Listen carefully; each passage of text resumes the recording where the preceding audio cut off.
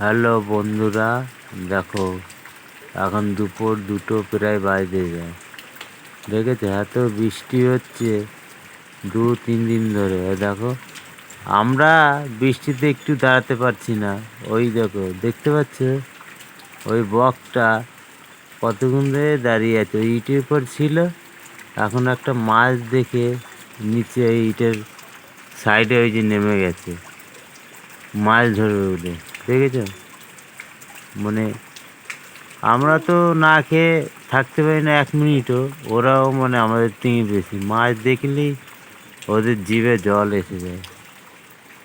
হুম, দেখেছো ওরা কী করবে, ওরাও তো একটা প্রাণী না, ওদেরও তো মানুষের মতন খিদে পায় না। ওই জন্য ওখানে একটা বড় মাছ দেখেছে, তাই ইটের উপর থেকে সাইডে নেমে গেছে। দেখছো বন্ধুরা, আসলে বৃষ্টিতে ভিজে ভিজে ওদেরও শিকার করতে হয়। ওই দেখো,